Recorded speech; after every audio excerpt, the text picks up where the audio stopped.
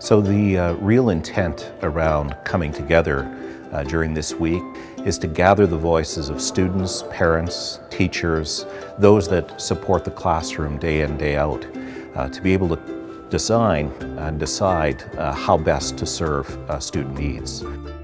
Well, the first thing we want to do is really get the voice of the student in the conversation. And so like today, what you're going to see is there's going to be students in the conversation today.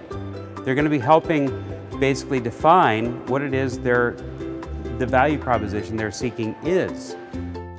So what we're doing is we've announced 9 joint use schools, the equivalent of 18 schools.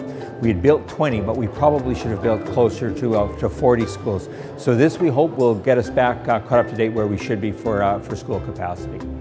Learning today has gone through a revolution, and we want to build the school that is best designed to meet both the student and teacher's need. To be able to figure out the best flow from a student's perspective, the best design from a teacher's perspective, the flow of information, of curriculum and instruction, to be able to optimize within that space the learning environment. So the coming together in this way is really about active engagement, the engagement of those in the know, those closest to where learning happens. We spent a lot of time over the last few months talking to students, finding out what's important to them, what type of things would work best for them to learn. They talked about technology, they talked about teaching things, and they also talked a lot about the school itself. So we've chosen to engage students early on in the process and ask them what type of things they would like to see in the school. Well, it's pretty cool to be adding my ideas as a student.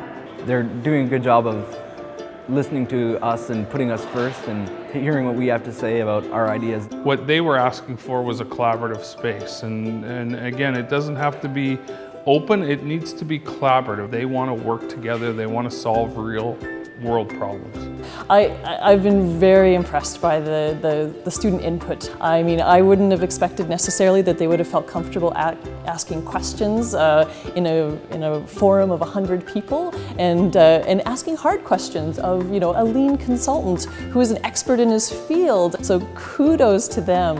At first I thought, well, it's great, I get to help out with the schools and stuff, but then today it really kicked in that these are going to be the schools in 2017 that's going to be for many more years.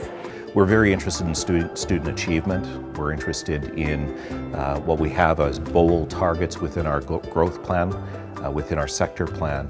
And what this is a realization that where we house education, how we support it through our facilities is extremely important. We're committing a large amount of our resources to having these schools. The last thing we would want to do is produce a school that the kids didn't like or wasn't workable. I think it's really important to have people from the different departments and from different backgrounds, because some people are from the Catholic division, some are from public. There's just a lot of different views on how the school should be and how the education system would be, and I don't think that you could really do this effectively with only one group of people. Everyone comes from so many different areas, and to see them working together, we've got building operators, administrative assistants, teachers, students, senior administrators, parents. To see that group working collaboratively really tells me that we need to open up our school system, our school division, to make sure that we have everyone's voice so that there are more voices coming to the table each and every time that we're talking about education. Just being able to have that time to finish collaborating with all of the different teachers from the other schools. We very rarely get that opportunity to meet with everybody and talk. Well, it's interesting because as soon as you see and hear the word core or standard, you think that that's going to be a very rigid design.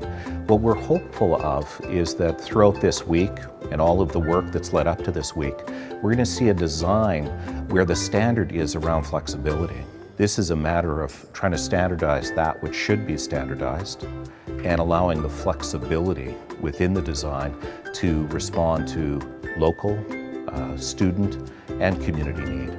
Not only to build the school for today, but to build the school of the future. That kind of design that's adaptable for what's coming in the next 10, 15, 20, 30 years. Because this week has been about more than just designing buildings. It's been about reforming education and how can we build schools of the future. So I hope that I can take some of the learning that I've gotten from other people and bring it into my classroom tomorrow, but also have new ideas for the rest of our school. Like when you design it, you're designing a future for more kids instead of just designing their education. You design their future success.